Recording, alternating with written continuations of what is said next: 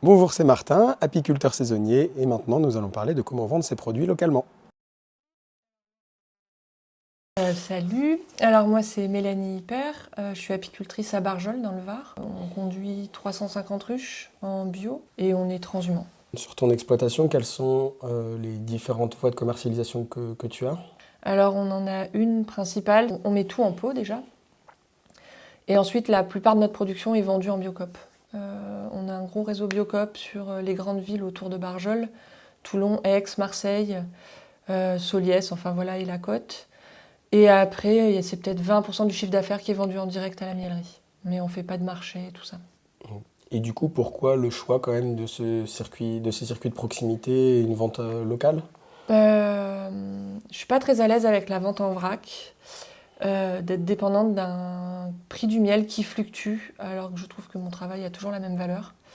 Je trouve ça assez violent qu'on te dise qu'une année c'est 6 euros, le kilo, une année c'est 10 euros. Du coup, le choix de la mise en pot, qui était vraiment pas valable à l'époque où on faisait de la mise en pot, où on a démarré, parce que je me suis installée en 2017 à une époque où le miel de lavande valait très cher. Et du coup, le prix où on le faisait nous en demi-gros, c'était pratiquement le prix qu'on le vendait en vrac. En fait, on perdait de l'argent à faire de la vente en pot. Et on a quand même tenu ce truc-là, et on a bien fait finalement, parce que le prix du miel de la vente s'est cassé la gueule 5 ans après.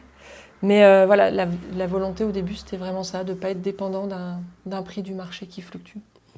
Et aujourd'hui, tu es satisfaite de ce circuit de commercialisation que tu as et quelles sont les principales difficultés que tu as rencontrées ou que tu pourrais rencontrer? Alors aujourd'hui, je suis plutôt satisfaite. On a des super rapports avec les boutiques avec lesquelles on bosse. On a 25 boutiques aujourd'hui, sur un rayon d'une centaine de kilomètres. Après, bah, c'est le temps. Ça prend vachement de temps en fait d'être en lien avec les boutiques, de faire les livraisons, d'essayer d'organiser des tournées pour essayer de... Parce que tu peux pas juste une boutique t'appelle pour avoir du miel et les livrer, tu as 100 km à faire, donc du coup tu essayes d'organiser des tournées. Et ça finalement, ça prend quand même vachement de temps. Euh, voilà, c'est un peu le... Après, à l'époque, moi, quand je me suis installée, on était très peu d'apiculteurs en bio. Du coup, ça a beaucoup aidé à rentrer en Biocop. T'as appelé, on te prenait tout de suite. Je pense qu'aujourd'hui, ce serait plus compliqué. Vu que le vrac s'est cassé la figure, aujourd'hui, la vente en demi-gros, en bio, je pense, est très différente de ce que j'ai pu vivre moi. Ok, merci Mélanie.